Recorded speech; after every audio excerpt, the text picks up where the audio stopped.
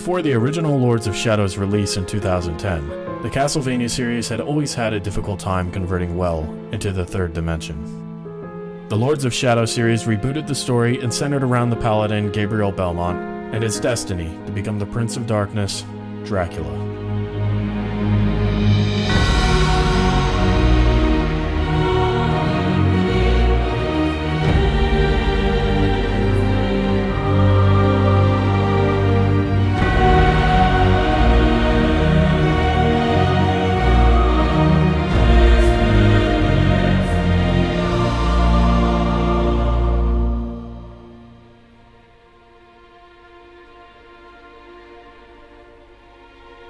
The second entry, Mirror of Fate, played more like a traditional 2D Castlevania, which expanded the narrative further as you assume the role of Gabriel's son, Trevor, and grandson, Simon, who battle against the evil of their ill-fated father. Lords of Shadow 2 brings some closure to this time-spanning epic, but doesn't manage to improve on its predecessor and prove worthy of the Castlevania name.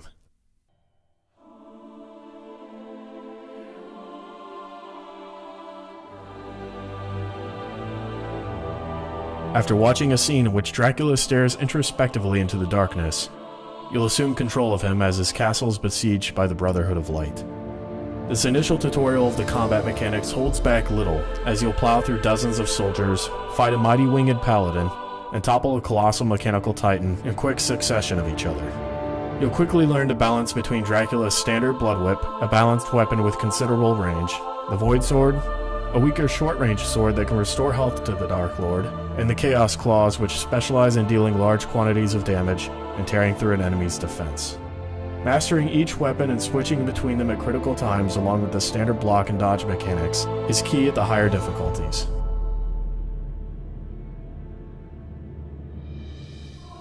Shortly after the abrupt end of the tutorial, you'll be hurled into the present day where the additional end scene of the original Lords of Shadow game left off. Satan is amassing power and Dracula must aid his former mentor in stopping his return.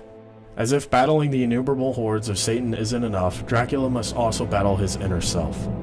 He'll go back and forth between present-day Castlevania City, built upon the ruins of Dracula's old castle, and the original castle foundations as they were in the past before their ruination. As Dracula struggles with his guilt over the thousands of atrocities he's committed over the centuries, he maintains a light grip on what shred of humanity he has left through his son, whose memory haunts him as he tries to depart from the evils of his past and the castle. The story, when taking in consideration the events of the first two games, is well told and keeps the progression through the game interesting. It does, however, end on a bit of a weak note, and the pacing feels rushed at the end.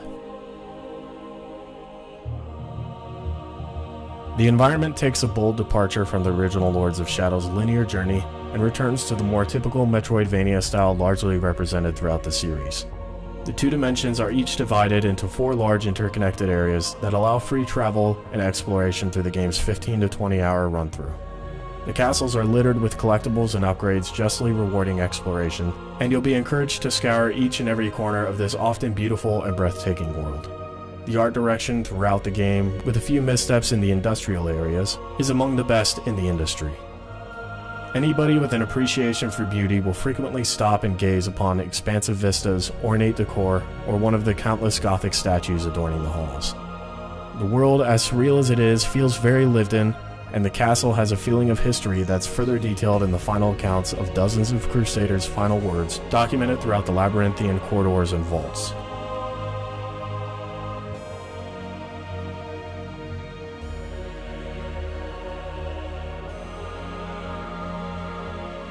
The audio throughout the game is excellent. The prominent talents of Robert Carlyle, Patrick Stewart, Jason Isaacs, among others, reprise their respective roles, and the music is a somber orchestral breeze that brings an atmospheric weight to the game's environments and proceedings, although it's less present than the original. Even when reading over the testimonies of fallen warriors, the melancholic notes add an emotional layer to the backstory. And when the action heightens, the brass and percussion will join in appropriately, injecting tension and awe into each of the encounters. There was, however, one instance I noticed an audio bug that caused my speakers to crackle whenever one of the Gorgon sisters spoke, causing me to turn my subtitle option on for the remainder of the game. For veterans of titles like Devil May Cry, God of War, or Bayonetta, the difficulty should be set to the hardest choice initially, as this game is a bit easy for the genre. For everyone else, the initial standard difficulty should be satisfying enough. Each of the 3 weapons have unlockable abilities that add to the mastery of each weapon as you use them. And along with them, you'll find various items that allow you to slow time, supply you additional magic, heal, and among other things turn you into a dragon, unleashing a large explosion, leveling most of the opposition you'll stand against. Each of the dozens of creatures and characters you fight will come with their own backstory and lore page that fills out your menu book, with highly detailed drawings and other high levels of polish.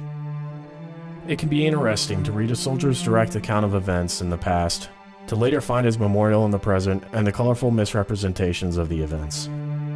Combat is probably less than half of what you'll spend your time doing, as the activities are divided into other fields such as platforming, exploring, occasional puzzle solving, and a semi-stealth based activity in which Dracula switches between distracting enemies with bats, turning into a pack of rats, and possessing beings to gain access to heavily guarded areas. While I initially questioned why stealth would be in a Castlevania game, these really aren't stealth sections, as it follows none of the stealth game conventions such as sneaking around or avoiding patrols. It's simply a puzzle with a stealth skin wrapped around it. Every section is easily solvable without waiting for anything, and is based on just understanding how each enemy is going to react to the 3 abilities you're given specifically for these areas. It's a nice change of pace, and there are 2 areas involving boss characters that involve a bit of sneaking around, but for a game of this length, if you're unhappy with these sections, as some have mentioned, it's about 2% of the game, and each section is over within a couple of minutes.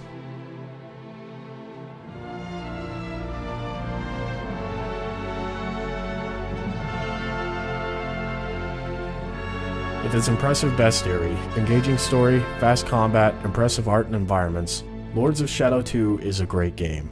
However, this being said, it can be a disappointment for fans of the classic Castlevania titles. It feels that it has much more in common with games like Devil May Cry than with Symphony of the Night, and the series has largely been relegated to the Nintendo handheld devices for over a decade. While there is a desperate need for a traditional AAA Castlevania title, this supposed ending of the Lords of Shadow series is a fantastic game on its own and worth playing.